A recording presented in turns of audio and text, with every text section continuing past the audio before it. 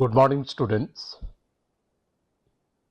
So, in the previous lectures, I discussed about silicon solar cell and CDT CDS solar cell.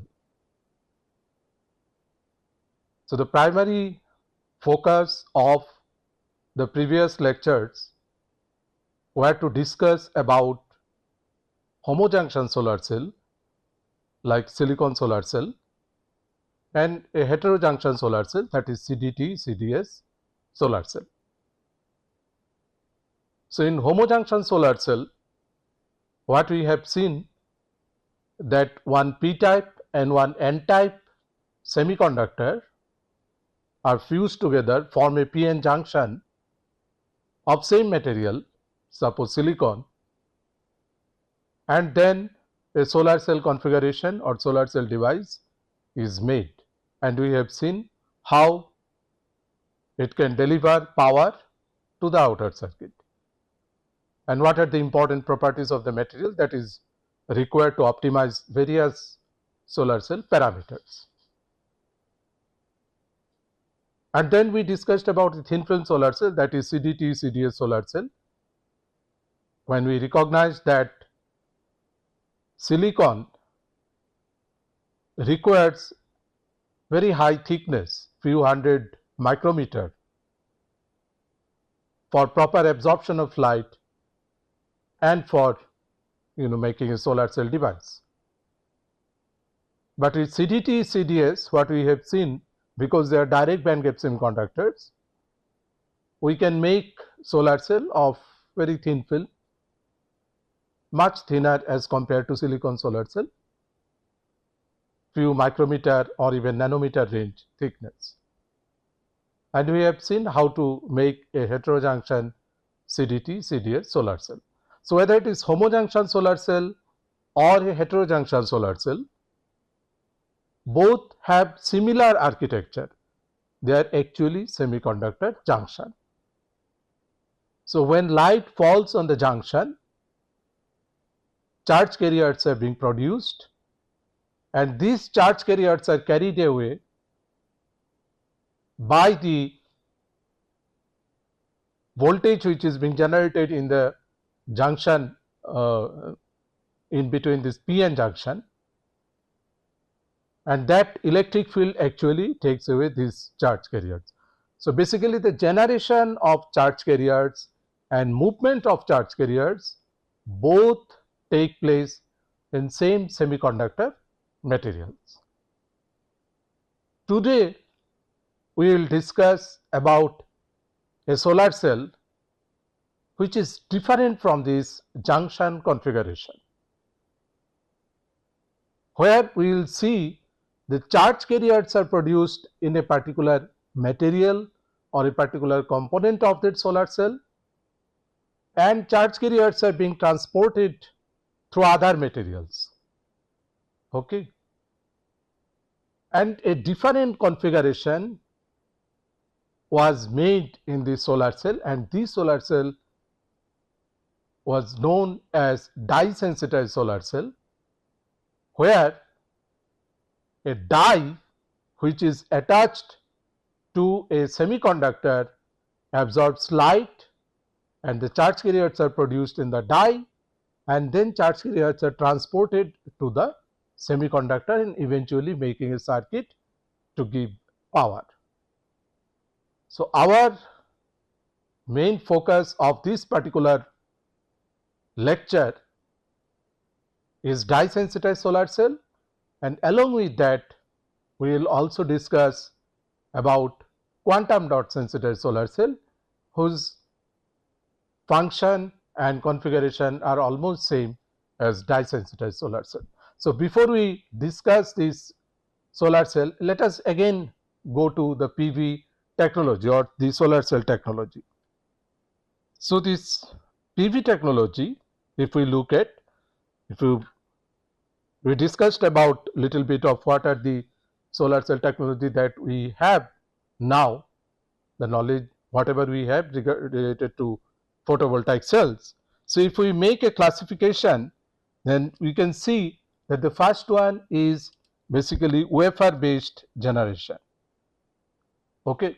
When we talk about wafer based solar cell, we basically talk about crystalline silicon solar cell, we talk about various compound semiconductor solar cell, okay, like gallium arsenide, CDT, CDS. So one of them we have discussed, that is CDT, CDS solar cell. And out of this crystalline silicon solar cell, we have discussed single crystal silicon solar cell and then multicrystalline silicon solar cell. And in thin film solar cells, we have discussed hydrogenated amorphous silicon solar cells. So these are broad classification when we talk about wafer based solar cell. And then the second generation comes with thin film solar cell, which is not wafer based but grown on certain substrate like cadmium telluride solar cell, copper indium gallium solar cell, diselenide solar cell. And these are basically heterojunction solar cell. So when we talk about the cadmium telluride solar cell, it is basically a heterojunction of cadmium telluride and cadmium sulfide. Similarly, when we talk about CIGS solar cell, it is basically a heterojunction of CIGS and CDS. And then what we are going to talk about, the kind of organic photovoltaics. When we introduce organic material or the molecule in the solar cell. And as I just now I mentioned, that when we start with organic solar cell, basically what we see that the configuration of the solar cell or the basic device architecture of the solar cell is different from junction solar cell. So one is this dye sensitized solar cell, and another is quantum dot sensitized solar cell, and third one is perovskite solar cell. So today our focus is dye sensitized solar cell. So let us look at what is a dye sensitized solar cell and how does it work. So if you see this configuration, you can notice that there is something called dye, that dots, these dots if you look at, these are basically attached with a high band gap semiconductor. So suppose you take one high band gap semiconductor like TiO2, titanium dioxide, or zinc oxide. They are high band gap semiconductors and their band gap more than 3 electron volt, and then attach this dye molecule to that wide band gap semiconductor. This is what the configuration is. So these dots basically represent, these small dots basically represent large number of dye molecules which are attached with a titanium dioxide semiconductor. Now how this titanium dioxide semiconductor is? The titanium dioxide semiconductor is also a mesoporous titanium dioxide semiconductor. What we mean by mesoporous titanium dioxide semiconductor? It is having some porosity and whose typical the pore size are 2 to say 50 nanometer. So these titanium dioxide semiconductors are basically, they consist of nanocrystalline particle, or its morphology is typically a nanoparticulate morphology. Okay, and we will come back to this point why this is, you can see these big particles where the dyes are attached. So these are basically the titanium dioxide nanoparticle. Okay. So in this configuration what happens, so you can see this dye, and this dye, as it is an organic molecule, there are two energy levels which define an organic molecule. So when we talk about a semiconductor, we talk about two energy level. One is valence band, another is conduction band. And we have discussed, when we discussed about homojunction or heterojunction solar cell, that when light falls on this semiconductor, the electron goes from valence band to conduction band. Okay. So here actually these two energy levels, they are almost same as valence band and conduction band what we observe in semiconductor, but their terminologies are slightly different. So the lower one is known as LUMO, the higher one is known as LUMO and the lower one is known as HOMO. So what is the meaning of LUMO and HOMO is that the upper one is lowest unoccupied molecular orbitals. So in organic material, it is basically the orbitals, they are sort of the overlap together and make a molecular orbitals, and they produce a band almost like this conduction band and valence band, and there is a gap between LUMO and HOMO. So when we have lowest unoccupied molecular orbital, that means this particular orbital are free from charge carrier, there are no charge carriers. And when we talk about highest occupied molecular orbital, that means these orbitals are full of charge carriers. Okay. And when light falls, then electron jumps from HOMO to LUMO. Same as the excitation of electron from valence band to conduction band in semiconductor. So you can see this transition, electron from this HOMO is going to LUMO. Then when electron comes here in this position, then it finds the titanium dioxide nanoparticle surrounding this. Okay. So the energy position of LUMO and the energy position of conduction band minima are aligned in such a manner that the electrons get injected to the titanium dioxide. Okay, this is called injection process. So what is the first step? First step is light falling on di molecule, then generation of charge carriers, then injection of this electron in the titanium dioxide semiconductor where these dyes are attached. Okay. So now what will happen? This electron will find a path. So it is the electron move through this semiconductor, and then this titanium dioxide is basically, it is coated on a transparent conducting oxide. Okay. So I have already discussed about transparent conducting oxide when I discussed CDT, CDS solar cell. So these oxides are basically, they are highly transparent to light, almost 80 to 90% transmittance, and then they conduct also, their electrical conduction is very good, extremely good. So electron now goes to this transparent conducting oxide and then it finds a path here and it flows and go to a counter electrode. Okay. So this is one electrode.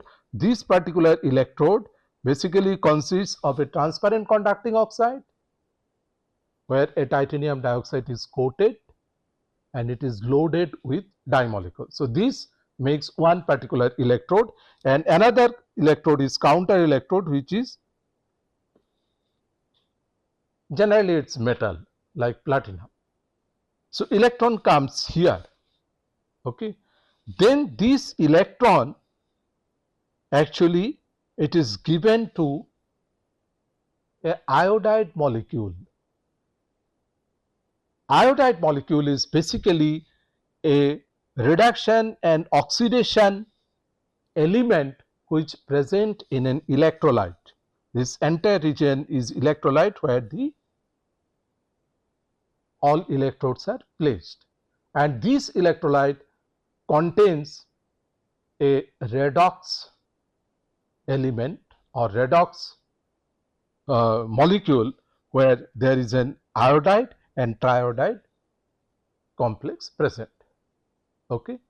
So, these electrons are handed over to the iodide, and this is again handed over to the triiodide, and in this process electron jumps from redox to again to the HOMO level of di. Okay. So, you can see it is a kind of self sustaining process. Okay. Once the electron is generated, it is transported, it goes back to the counter electrode, then it is handed over again back to the die, that is die is regenerated. So, it is called regeneration of die, and then this electron is again coming back to the to populate this HOMO level. Okay.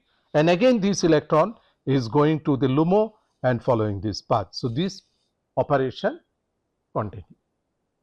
So, this is the working principle of a dye-sensitized solar cell. During its journey from this is called working electrode,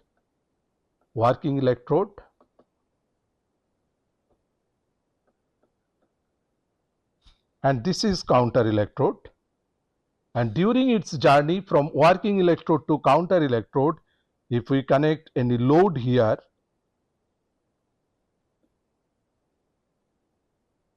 if we connect, then we can transfer power to this load. Okay. So, this is a way the energy is being generated in a dye-sensitized solar cell. So, now let us look at what are the energy levels and what are the reactions of a dye-sensitized solar cell. Okay.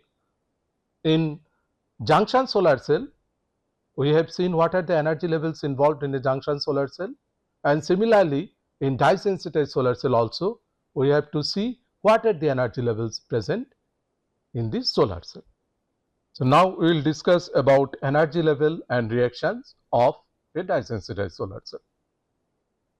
So, in case of junction solar cells, we have seen what are the energy levels involved in a junction solar cell. They are basically semiconductor junction, and here also different energy levels are involved in terms of the HOMO LUMO level of dye, and then conduction band, valence band of TiO2, and then the redox potential level of the electrolyte. So, let us look at this particular diagram, or let us see that how these energy levels are placed. So, let me start with TiO2, and this is conduction band minima, this is valence band maxima. Okay. So, these are two energy levels of titanium dioxide. So, now dye molecule is attached to titanium dioxide, and as I mentioned, the dye molecule has two energy level.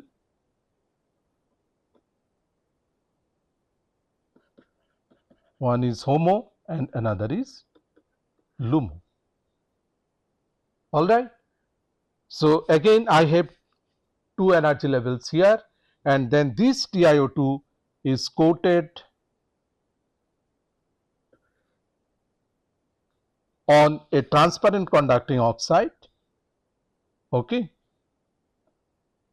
and light falls in this direction.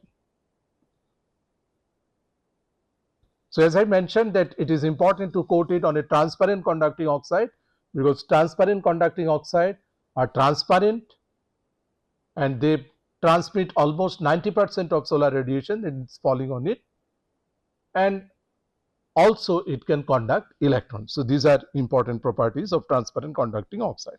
So, now see when light falls here, the photons,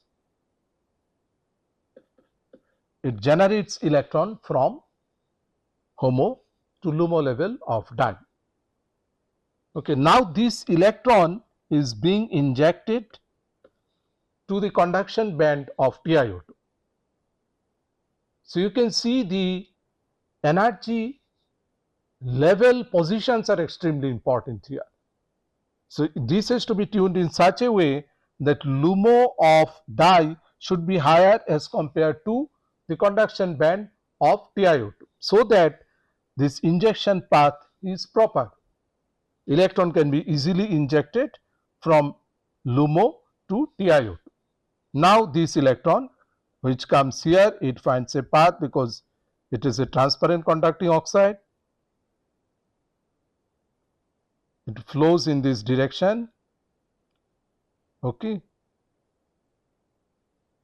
And then if I have a kind of load here, say a bulb, it can glow here because electron is flowing, so it generates an energy. Then it goes to counter electrode, so which is platinum, okay. And then there is another energy level which is redox, that I told you. This redox is basically, it is iodide and triiodide redox couple. So this entire electrolyte, it is an organic solvent where iodide and triiodide redox couple are present, which are taking electrons from the counter electrode, and then it is injecting electron back to the HOMO level of dye, okay. So I have another one more energy level here, which is redox potential of the electrolyte.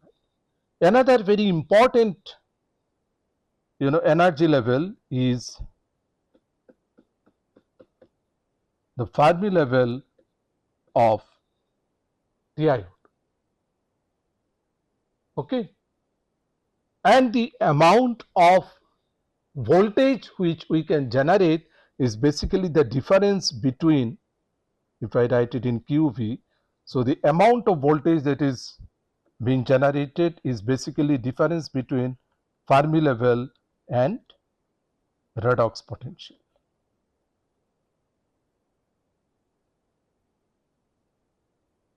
So this is actually an essential requirement of placing energy levels in a dye sensitized solar cell. If you look at again that, again let me tell that this HOMO level should be, LUMO level should be placed in such a way that it can inject electron easily to TiO2. Similarly, the E redox should be placed in such a way it can very easily, it can give back electron to the dye, to the HOMO level, and regenerate it, and therefore the position of all these energy levels are extremely important.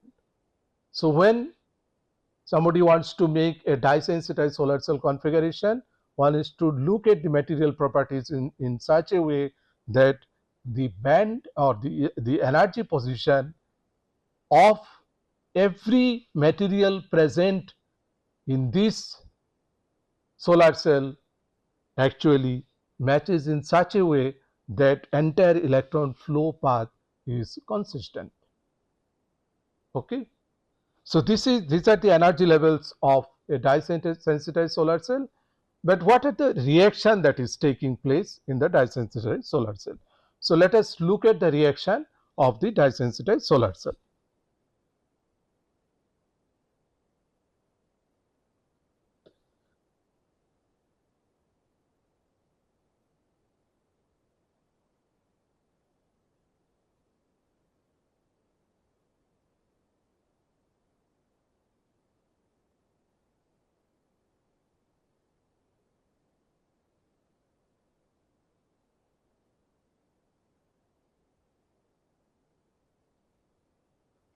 So what we have seen, the first stage is that a photon interacts with dye molecule, okay. So if I write any energy state of dye molecule as say S, and then a photon hits this dye molecule, so this is di molecule, okay, and the photon interacts with this di molecule, it basically it goes to S star, which is an excited state. So, di I will write at ground state, and this is again di, an excited state, and this is photon. So, this is the first reaction, okay, and then it gives an electron, all right.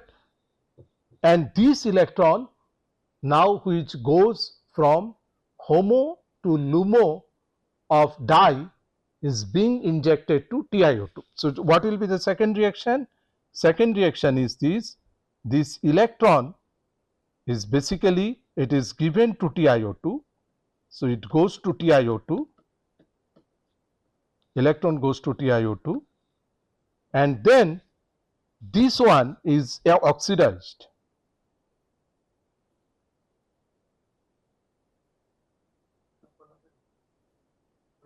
This electron, this di molecule is being oxidized. So, it is S plus now, okay. So, we can say this is oxidized, all right. So, this is the second reaction which is happening, and now this electron is being transported through the transparent conducting oxide to the counter electrode, and then in this path it basically generate energy. So, the first one, the first reaction we can say excitation, and the second reaction is injection, and the third reaction we can write the third reaction here, where electron moves from TiO2 moves to counter electrode, okay, and counter electrode gets an electron, and that is we call energy generation.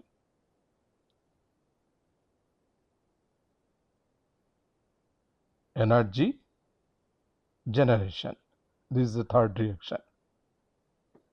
And the fourth one is this electron is again given back from counter electrode to the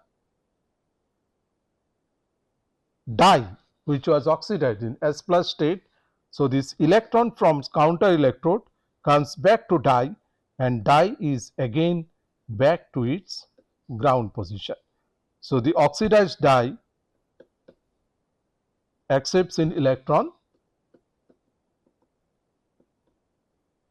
from the counter electrode, and then this di is again in its ground state. So, these are this entire reaction path which is continuously happening in a dye sensitized solar cell. So, again if I repeat this reaction, the first one is excitation, where photon interacts with a dye which is in the ground state, and it takes it to excited state, and then an electron is being produced. This electron is given to the TiO2, and this dye basically gets oxidized, and it is in its S plus state, and this particular process is known as injection. And then this electron from TiO2 goes to counter electrode through the path where a load is connected, and this is basically the energy generation path. The load gets power from the flow of electron in that path, okay.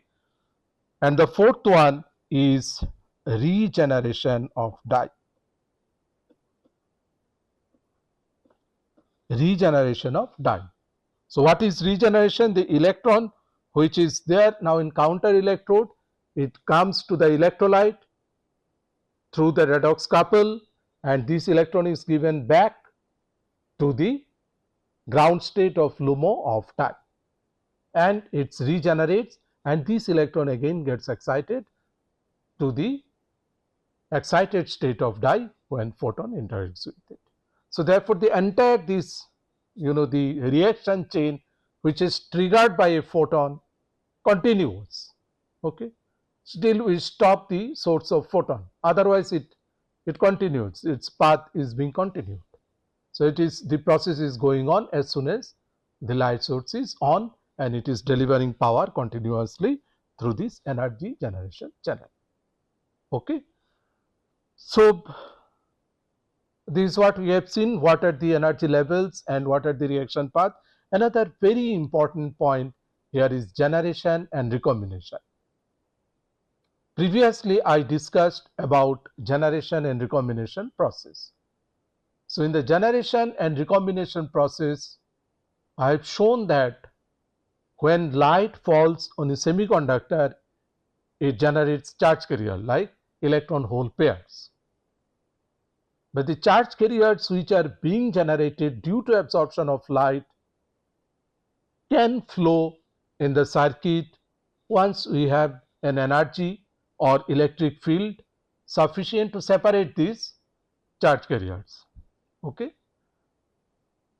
and that is what we have seen in the semiconductor junction. But there is a competing process which competes with this charge carrier generation flow is recombination. So if you remember that in previously I discussed about 3 recombination process in a semiconductor, that is band to band recombination, another was Shockley-Reed-Hall recombination process which is trap assisted recombination, and the third one was Auger recombination process. So this is what we have discussed. Now let us see here in dye sensitized solar cell how the generation and recombination processes are taking place. So let me again draw this energy level. So the one energy level is the conduction band minima, and then valence band maxima. This is HOMO, this is LUMO, okay, and then we have E redox. So now I only draw the energy levels, and I would like to see what are the generation process and recombination process. So when photon interacts, photon falls on this. So this is one generation path. So electron goes from HOMO to LUMO. So let me write it, generation path 1. And then electron is being injected from LUMO to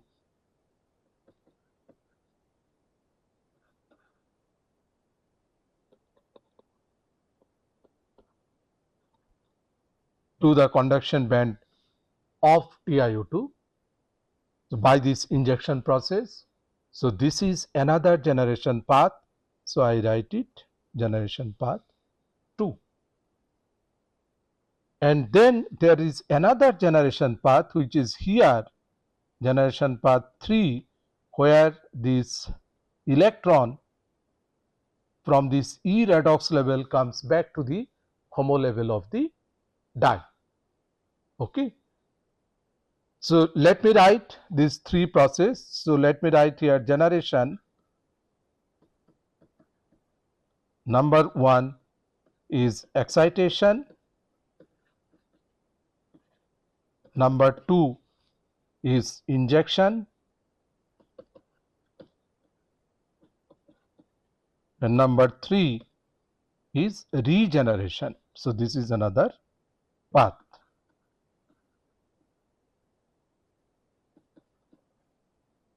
Okay.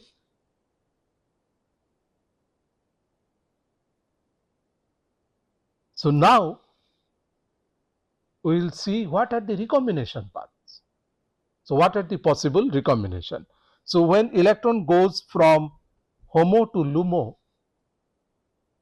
one of its possible way of flowing back is recombining again in this level. So this is one recombination path is A.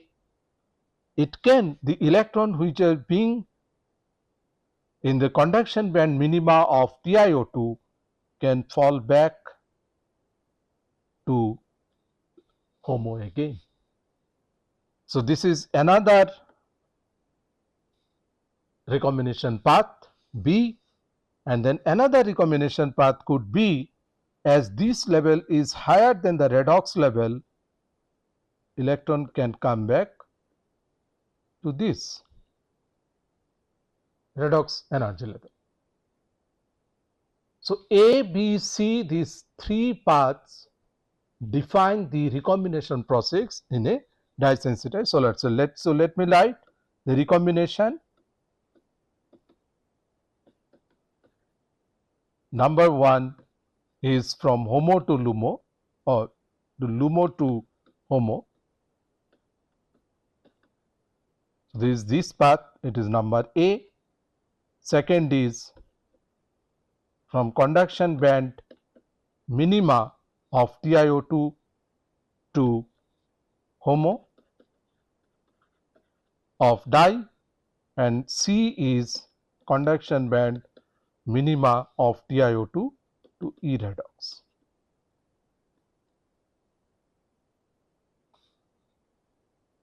So, you can see that these processes are continuously going on in a dye-sensitized solar cell. So, 3 generation process 1, 2, 3 and 3 recombinations process, that is A, B, C, which are continuously going on as soon as a photon strikes in the solar cell. Okay. So, electrons are generated in this path should be injected here before it recombines with its own energy level, that means when it falls back to HOMO. So, therefore, one is to see about what are the time scale involved in all these processes.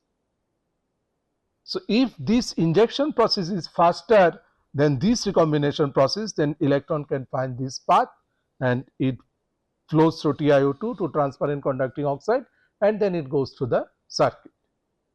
Okay. So, therefore, the energy level position and all these 6 processes which are continuously happening in a dye-sensitized solar cell are extremely important, and that actually decides what will be the efficiency of transport of charge carriers in the dye-sensitized solar cell. And once the generation processes are efficiently done and the recombination process are more suppressed and the transport is properly facilitated by working electrode, by electrolyte and by counter electrode, we have a very good or highly performing dye-sensitized solar cell. Okay.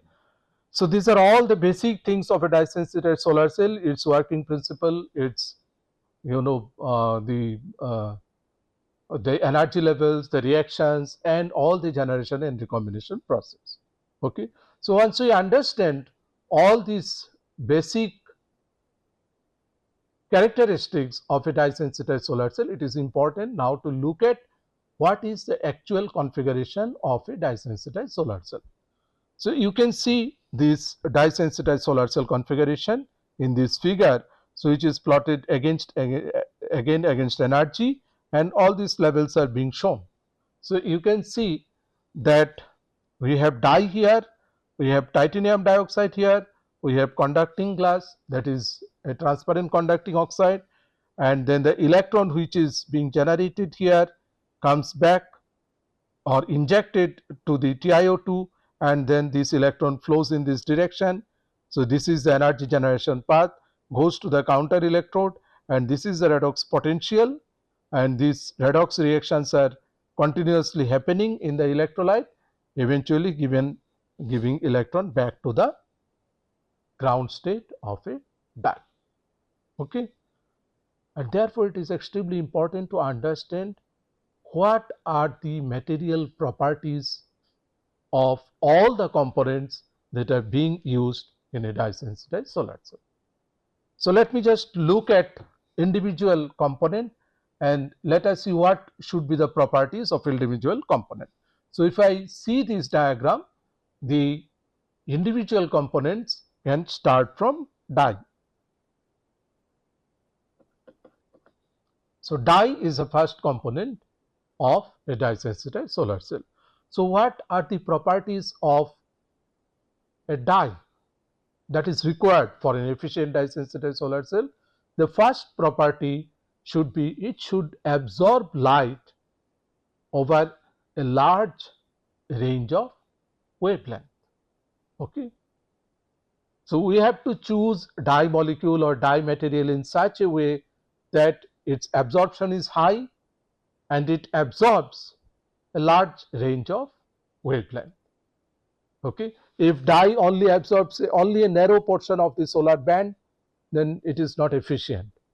So, therefore, the dye should be chosen in such a way that it covers the maximum range of wavelength. So, that is the first property. Second property of the dye, that it should have been a good adherence characteristics with the whatever semiconductor where it is being anchored. Okay. So, if dye molecules are not nicely attached with the semiconductor, then we will have a instability in the solar cell.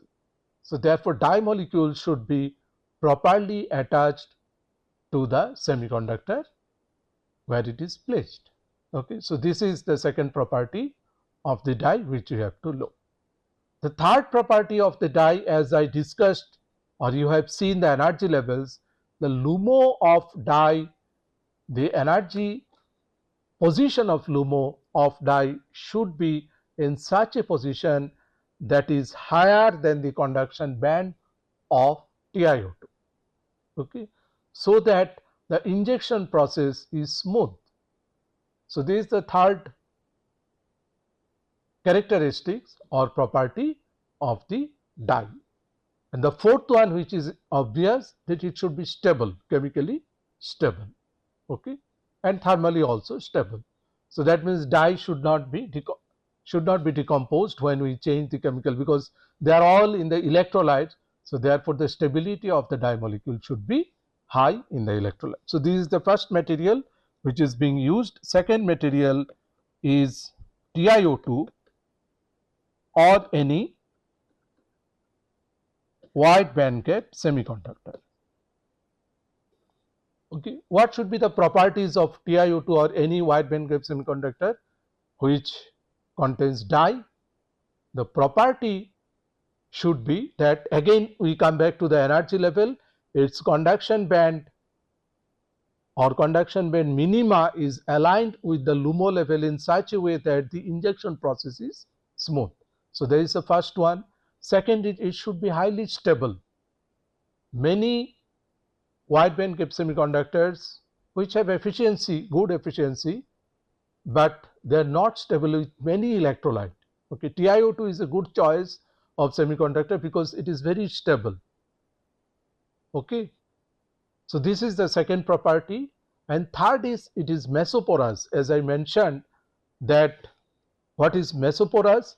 That means the TiO2 or any semiconductor which are used, there are some pores, so that electron can easily flow through these pores. Okay. And these pores, when is the pore diameter is typically 2 to 50 nanometer, we call them mesoporous. Okay. And this mesoporous TiO2, there should be a nanoparticles which are associated with the mesoporous TiO2. So, it is a nanoparticulated wide band gap semiconductor material. That means is, as I showed you earlier in the figure. So, TiO2 nanoparticles something like this,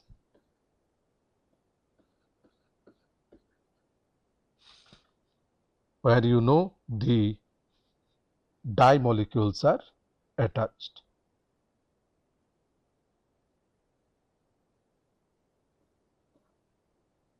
Okay. So, these are blue ones are the TiO2 nanoparticle, and the red ones are tag molecule. All right. So this should be the essential property, that you should be able to load as much as possible the dye molecule with it. And second is it should also conduct electrons. The transport of electrons should be smooth in the wide band gap semiconductor. So TiO2 is a very good choice for this. Okay. So now the third one is TCO, transparent conducting oxide, where the TiO2 is coated. So you can see this is TCO. And we already discussed about the properties of transparent conducting oxide. The transmittance of light should be very high, say above 80% or 90%, and the conductivity should be very high. So both transmission and conductivity should be high, and these are transparent conducting oxide. Typically what we discussed, the transparent conducting oxide are ITO, indium doped tin oxide, or AZO, that is aluminum doped zinc oxide, or FTO, fluorine doped tin oxide. These are all commercial transparent conducting oxide. So this is the third component, material component. And the fourth one is this counter electrode. Okay. So what is counter electrode? Counter electrode is generally, it is a metal. People use platinum metal. The reason behind this is that it is stable, and second is its conduction is also very good because it is metal.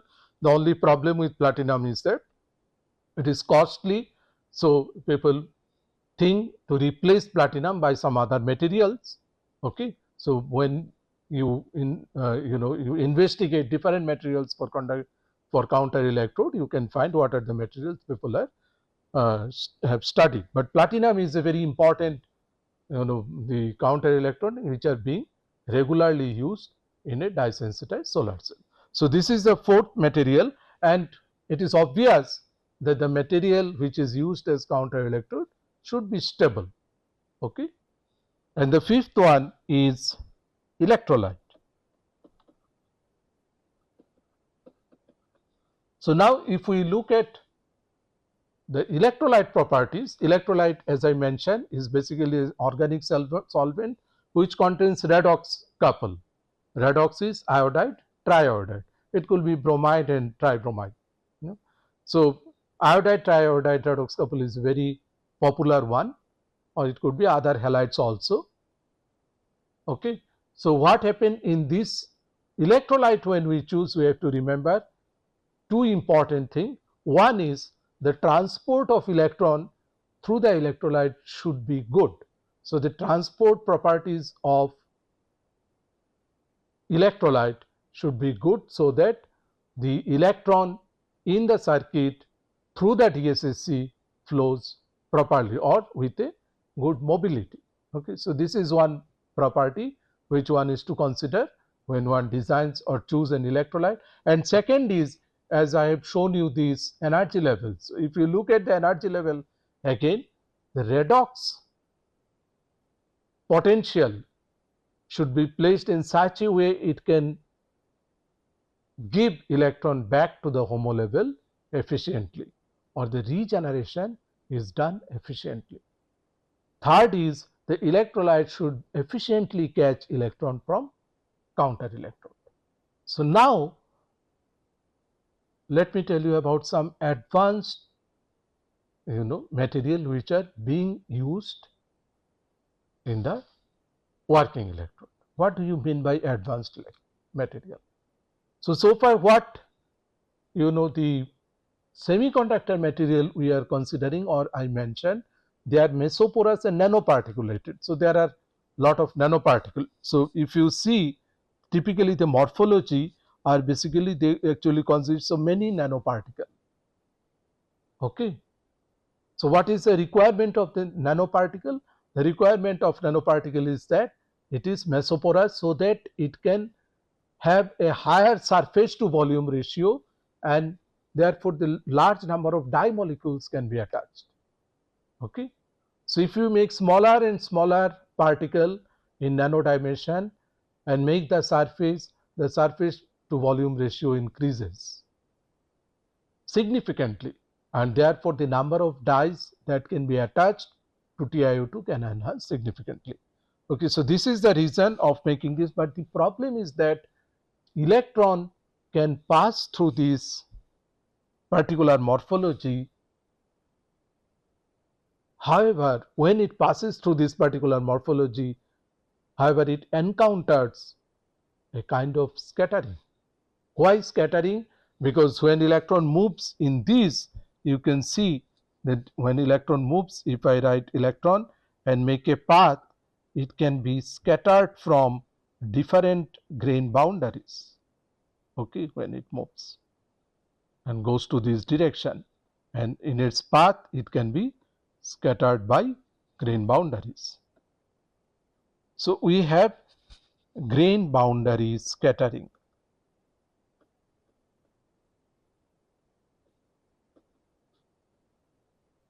in this particular case.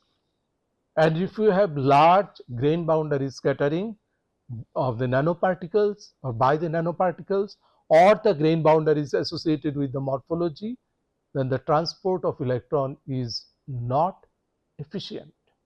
Although you load more and more dye because they are nanoparticulate system, but the transport of electron is not efficient. Okay. So what people thought, so you can see this scattering process which is being shown here. What people thought, then instead of nanoparticle, one can have nanotubular structure. So what is the advantage of the nanotubular structure? It is also having a large surface area. It can also load lot of di molecule, and it can find a easy path of transport. That is important. Okay, but to make such structure is not very easy. Okay. So you need a very special synthesis process to make a nanotubular structure which are uniformly grown as an electrode. So these are certain advantages and disadvantages. So what people think that let us not go for nanotube kind of structure, we remain with this nanoparticle structure,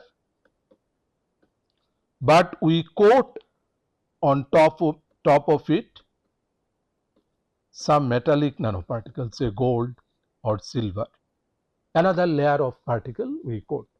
So what is the idea behind this? The idea behind this is that it can absorb more number of photons. So we mentioned earlier the plasmon resonance. So when there is a metal nanoparticle, the free electron of the metal nanoparticle, they are having a plasmonic oscillation, coupled oscillation, which we have discussed earlier. So when the metal is in nanoparticle form, there the plasmonic oscillations are localized, which is called localized surface plasmon resonance. Because of localized surface plasmon resonance, the electric field distribution is intense surrounding to localized surface plasmon resonance, and there is a high absorption of light.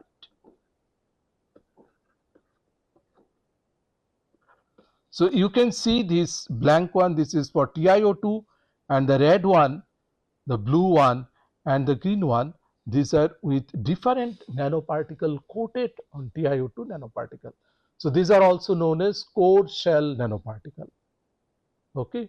And then you can see there is a significant enhancement in IPC, that is a kind of efficiency of the dye sensitized solar cell. Why there is a significant enhancement in IPC? Because there is a significant enhancement in absorption when a metallic nanoparticle is coated on top of TiO2 nanoparticles. So this is another kind of material which people are using or they are doing research. And the third one, which is even more interesting. So you remain with this nanoparticle of TiO2. You don't make them in tubular shape or nanorod shape, but you introduce some conducting paths in between. So if you remember, what I mentioned was that when we have nanoparticulated TiO2, the main problem was that the electron while moving gets scattered from grain boundaries. So electron transport is not proper. But if I make some electron transport channels, then electron can easily flow. And what people do, people actually introduce these graphene sheets. You can see the yellow ones, they are all TiO2 nanoparticle, and these one, they are all in between, they are all graphene sheets, and these are the red ones are photogenerated electrons, and they can be very easily transported through this channel. Okay, and these are the materials which are just being, in the research in few last 2 to 3 years, people have done works on this type of material. So there are several approaches people have made in order to make an efficient working electrode of a dye-sensitized solar cell. So let us see some application. So you can see the beauty of dye-sensitized solar cell. So if you look at the solar cell, whenever we think about a solar cell, immediately we think about our rooftop. Okay, there are a lot of solar cells which are generating power. So we have some solar houses here and there, and then the solar panels are there. But did you ever think about that? Why can't we coat our window with a solar cell? Okay, so we can just have like window, we can paint window with a solar cell. Okay, and that window can give power. That is not possible with the junction solar cells which we have discussed earlier. You need to make module. You have to keep it on the rooftop to generate power. You cannot put it on your window, or you cannot put a solar cell on your shirt or your jacket. That is possible with dye sensitized solar cell. The reason behind this is that they are very, very flexible and very green technology. I would say the green technology, in that sense, you do not have much wastage, neither or the pollutant, neither in terms of when you grow this material, nor in terms of when the materials are ready for the solar cell.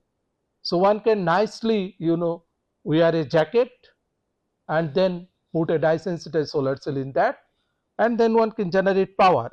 Okay, so this is the advantage of dye sensitized solar cell. You can make a good solar panel of large area with a dye sensitized solar cell.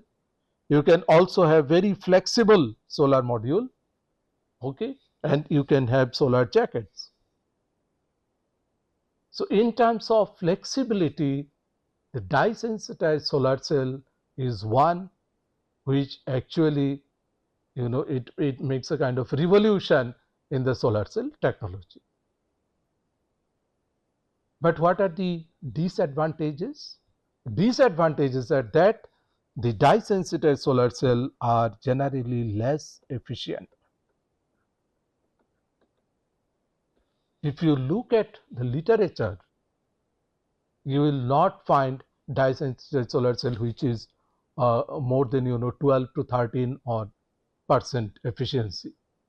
The efficiency of dye sensitized solar cell is quite low.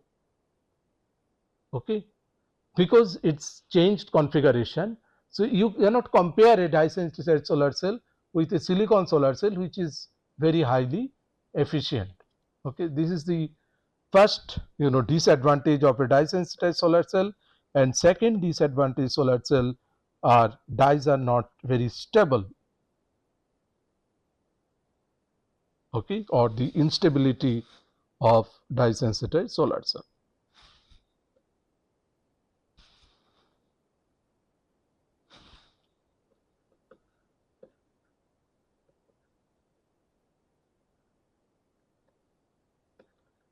Instability of dye sensitized solar cell. One is to look at various properties and to see a combination, because there are so many material components involved. So I have already discussed 5 material components in that. So individual material component should satisfy the energy level criteria, the reaction criteria, as well as stability criteria. So therefore optimization of material is very difficult, and we do not have a dye sensitized solar cell where we satisfy all these criteria and can deliver power with a high stability. Okay, this is another disadvantage. So what people thought after that if we replace this organic dye by some inorganic material, okay, so let us replace this organic dye by some other material which are inorganic, which are relatively more stable and can be used in the same configuration. And with this, the idea, another solar cell which is being produced, which are being studied, are quantum dot sensitized solar cell. So if you just replace dye by inorganic quantum dots, okay, you can have almost similar kind of functionality. However, your stability issue is not pronounced because the inorganic materials are generally more stable as compared to organic materials.